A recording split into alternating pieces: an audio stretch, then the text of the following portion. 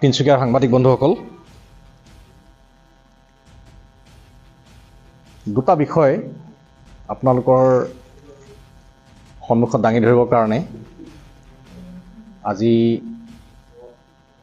মই সুভাষ দত্ত ভাৰতীয় জনতা পাৰ্টীৰ অসম প্ৰদেশৰ মুখপাত্ৰ হিচাপে দলৰ ৰাজ্যিক কমিটিৰ হৈ এই দুটা বিষয়ত আপোনালোকৰ সন্মুখত বক্তব্য প্ৰকাশ কৰিব বিচাৰিছোঁ। আপোনালোকে এটা কথা লক্ষ্য কৰিছে যে অসমত এইকেইদিন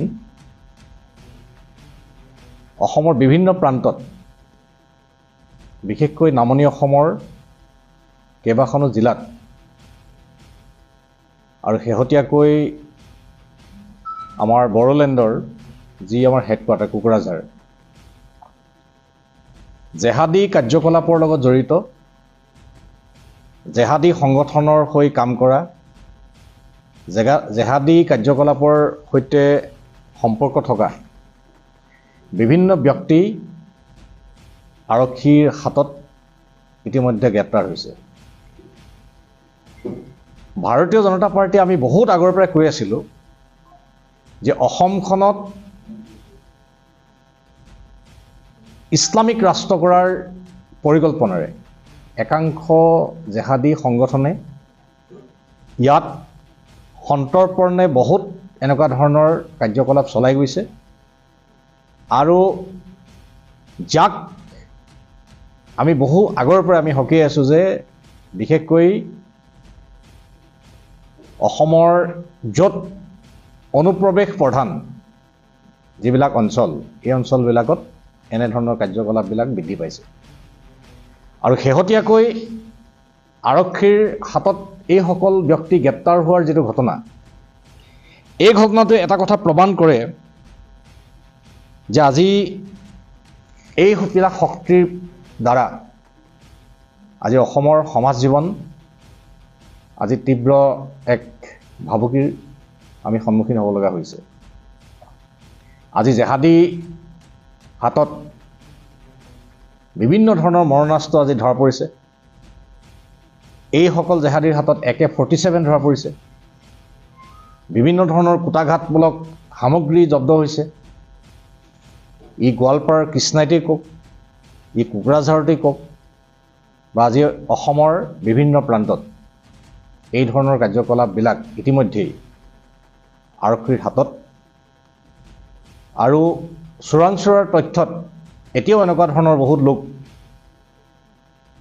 এনেধৰণৰ কুটাঘাতমূলক কাৰ্যকলাপত লিপ্ত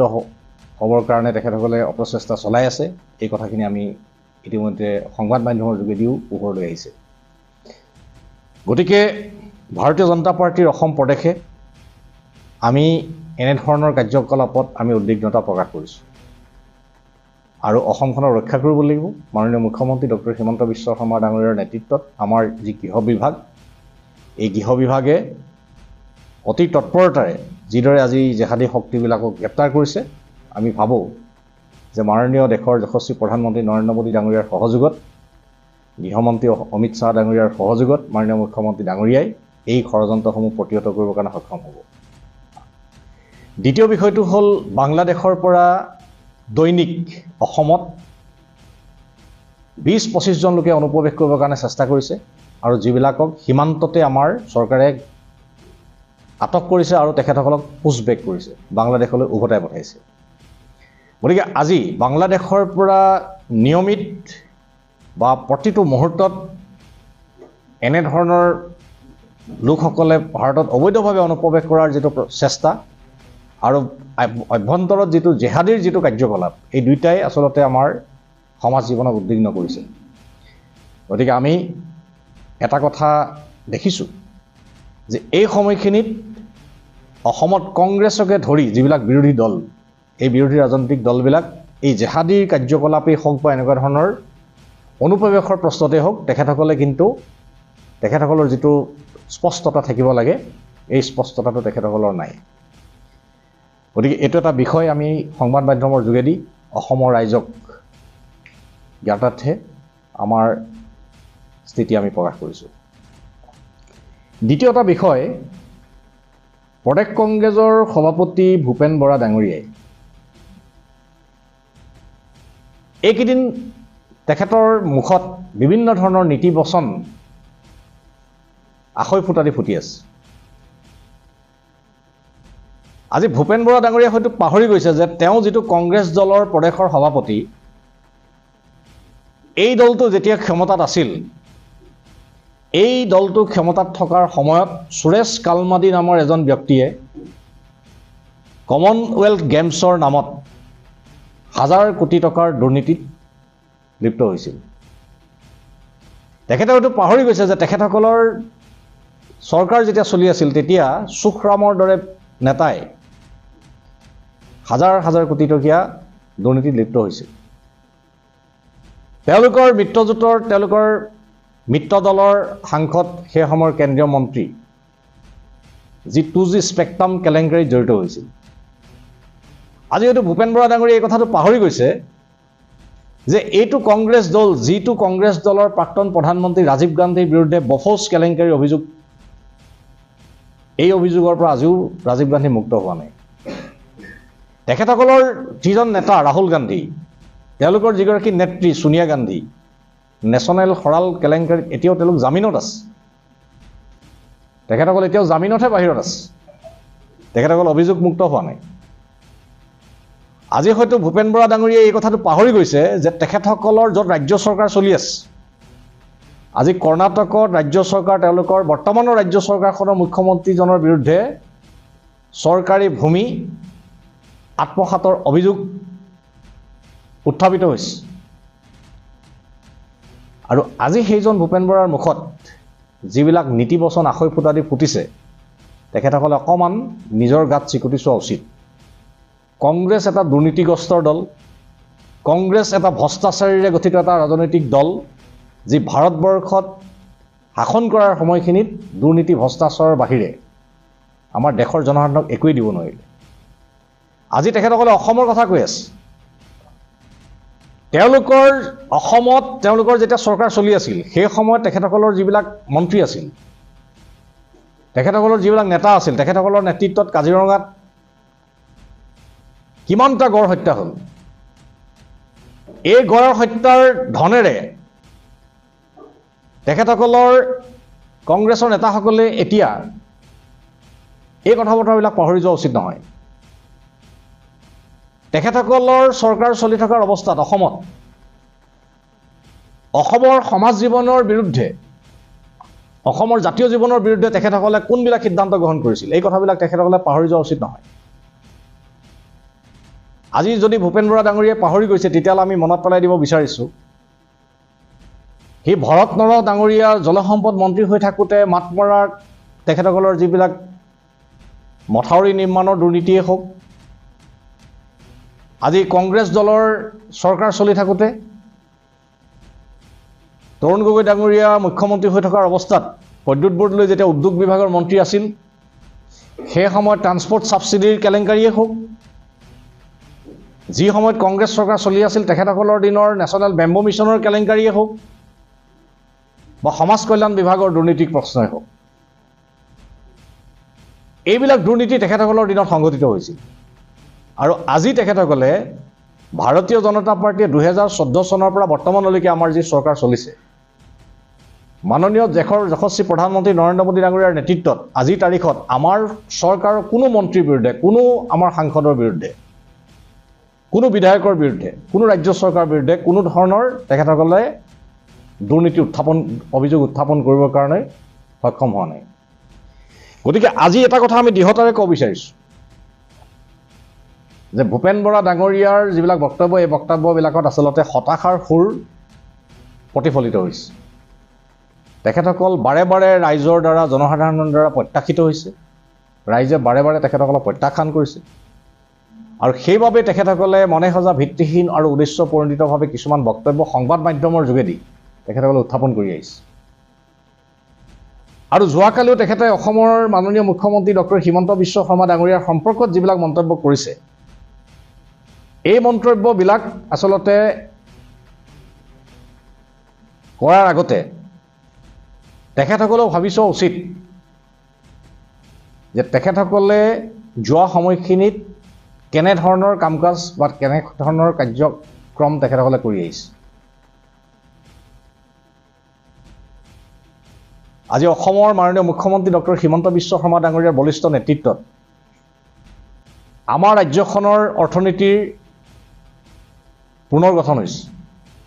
কংগ্ৰেছ চৰকাৰৰ দিনত ক্ষতবিক্ষত হৈ পৰা আমাৰ ৰাজ্যখনৰ যিটো অৰ্থনৈতিক ব্যৱস্থা এই ব্যৱস্থাটোক পুনৰ গঠন কৰি ৰাজ্যখনক অৰ্থনৈতিকভাৱে এখন সমৃদ্ধিশালী ৰাজ্য হিচাপে আগবঢ়াই নিবৰ কাৰণে মুখ্যমন্ত্ৰী ডাঙৰীয়াই আহুপুৰুষাৰ্থ চেষ্টা কৰিছে আজি ভূপেন বৰা ডাঙৰীয়াক মই প্ৰত্যাহ্বান জনাই কৈছোঁ 2015-16 বিত্তীয় বৰ্ষৰ যিখন তৰুণ গগৈ ডাঙৰীয়াৰ যিখন শেষৰ বাজেট আছিল তাৰ যিটো ইকনমিক সাৰ্ভে এই ইকনমিক সাৰ্ভে ৰিপৰ্টে কয় সেই সময়ত অসমৰ জিডিপি আছিল মাত্ৰ 1.5 লাখ কোটি টকা সেই সময়ত কংগ্ৰেছ চৰকাৰৰ দিনত সেই সময়ত ক্যাপিটেল এক্সপেন্ডিচাৰ আছিল কেপেক্স আছিল মাত্ৰ 4630 কোটি টকা ক্যাপিটেল এক্সপেন্ডিচাৰ আৰু মাননীয় মুখ্যমন্ত্ৰী ডক্টৰ হিমন্ত বিশ্ব শৰ্মা ডাঙৰীয়া মাননীয় সৰ্বানন্দ সোণোৱাল ডাঙৰীয়াৰ মন্ত্ৰীসভাত তেখেতে আমাৰ বিত্তমন্ত্ৰী আৰু বৰ্তমান অসমৰ মুখ্যমন্ত্ৰী তেখেতৰ নেতৃত্বত এতিয়া আমি 2016 চনৰ পৰা যদি আমি 2024 চনলৈকে যদি আমি ধৰো তেতিয়াহ'লে বৰ্তমান আমাৰ ৰাজ্যখনৰ জিডিপি হৈছে 6 লাখ কোটি টকা পাৰ হ'ব 6,15,000 কোটি টকা আমাৰ এষ্টিমেটেড এবাৰ জিডিপি অসমৰ জিএছডিপি গতিকে অসমখনক 1.5 লাখ কোটি জিএছডিপিৰ পৰা 8 বছৰ সেৱা কৰাৰ পিছত যিজন মুখ্যমন্ত্ৰীৰ নেতৃত্বত আজি আমাৰ জিএছডিপি 6 লাখ কোটি টকা হৈছে আৰু সেইজন মুখ্যমন্ত্ৰী তেখেতসকলে সমালোচনা কৰাৰ আগত তেখেতসকলে নিজৰ গাত চিকুটি চোৱা উচিত আজি ৰাজ্যখনৰ ক্যাপিটেল এক্সপেন্ডিচাৰ তেওঁলোকৰ দিনত যেটো 4,000 কোটি টকা আছিল এইবাৰ আমাৰ 30,000 কোটি টকা স্পৰ্শ কৰিব এইবাৰ বিত্তীয় বৰ্ষত এই কাৰেন্ট যেটো ফাইনান্সিয়েল ইয়াৰ গতিকে আজি আমাৰ ৰাজ্যখনৰ যেটো অন্তৰ্গাঁথনি ৰাজ্যখনৰ যেটো উন্নয়ন এই উন্নয়নে কয় যে অতি দক্ষতাৰে বিচক্ষণতাৰে ৰাজ্যখনক নেতৃত্ব দিবৰ কাৰণে মাননীয় মুখ্যমন্ত্ৰী ডক্টৰ হিমন্ত বিশ্ব শৰ্মা ডাঙৰীয়া সক্ষম হৈছে আৰু এজন সফল মুখ্যমন্ত্ৰী হিচাপে ডক্টৰ হিমন্ত বিশ্ব শৰ্মা ডাঙৰীয়াৰ প্ৰতি ঈৰ্ষান্বিত হৈ কংগ্ৰেছ নেতা ভূপেন বৰা ডাঙৰীয়াই এনে ধৰণৰ চালেবেৰে কুবোৱা এনে ধৰণৰ তৰল সমালোচনাৰে মাননীয় মুখ্যমন্ত্ৰীজনক তেওঁলোকে জনমানসত সেৱা প্ৰতিপন্ন কৰাৰ কাৰণে অপচেষ্টাত লিপ্ত হৈছে কিন্তু মানুহৰ দক্ষতাটো ক'ত প্ৰমাণিত হয় মুখ্যমন্ত্ৰীজনৰ দক্ষতাটো ক'ত প্ৰমাণিত হৈছে কাৰণ আজি ৰাজ্যখনৰ যেটো বিত্তীয় যেটো ব্যৱস্থা এই বিত্তীয় ব্যৱস্থা শক্তিশালীকৰণৰ যোগেদি মাননীয় মুখ্যমন্ত্ৰী ডাঙৰীয়া এই কথাটো দেখুৱাবৰ কাৰণে সক্ষম হৈছে আজি লাখ লাখ দৰিদ্ৰ জনসাধাৰণৰ কাৰণে আমাৰ যিবিলাক জনকল্যাণমূলক আঁচনি হি অৰুণোদয়ে হওক হি আজি আমাৰ মাননীয় প্ৰধানমন্ত্ৰী ডাঙৰীয়াৰ ফ্লেগশ্বিপ স্কিমবিলাকে হওক যিবিলাকৰ যোগেদি ৰাইজ উপকৃত হৈছে আজি নীতি আয়োগৰ সমীক্ষাই কয় যে যোৱা 10টা বছৰত অসমৰ অতি দৰিদ্ৰতাৰ কবলত থকা প্ৰায় 80 লাখ লোক আজি অতি দৰিদ্ৰতাৰ পৰা মুক্ত হৈ আজি এপিএল অৰ্থাৎ বিলো পভাৰ্টি লাইনৰ পৰা আপগ্ৰেড হোৱাৰ দিশে আজি গতি কৰিছে এটো আমি কোৱা কথা নহয় এটো আমাৰ নীতি আয়োগে বা বিভিন্ন ধৰণৰ অৰ্থনৈতিক সমীক্ষাই কথাটো কৈ আছে গতিকে ভূপেন বৰা ডাঙৰীয়াই অসমৰ মাননীয় মুখ্যমন্ত্ৰী ডাঙৰীয়াক সমালোচনা কৰিবলৈ যাওঁতে এই কথা বতৰাবিলাক তেখেতে চোৱা উচিত আৰু কেৱল সমালোচনাৰ নামত সমালোচনা নকৰি তেখেতসকলে প্ৰকৃত যেটো সত্য জনসাধাৰণ যিবিলাক বিষয়ত উপকৃত হৈছে এইবিলাকত অকমান ধন্যবাদ জনাবলৈও তেখেতসকলে শিকিব লাগে বুলি মই ভাবো আৰু এই কথাখিনি ভাৰতীয় জনতা পাৰ্টিৰ অসম প্ৰদেশৰ হৈ আমি ভূপেন বৰা ডাঙৰীয়াক আমি হকিয়াই দিছো যে মুখ্যমন্ত্ৰীজনৰ বিৰুদ্ধে যেতিয়া বক্তব্য ৰাখে তেতিয়াহ'লে আপোনালোকে কথাখিনি আপোনালোকৰ দিনৰ যিবিলাক কাৰ্যকলাপ এই কাৰ্যকলাপবিলাক মনত ৰাখি আপোনালোকে বক্তব্য ৰখা উচিত আৰু গঠনমূলক সমালোচনা আমি সদায় আদৰণি জনাও বিৰোধী পক্ষত থাকিলেও তেখেতসকলে যিবিলাক গঠনমূলক পৰামৰ্শ দিব সেই গঠনমূলক পৰামৰ্শবিলাক আলোচনা কৰিবৰ কাৰণে আমি সদা প্ৰস্তুত ধন্যবাদ এইকেইটাই বিষয়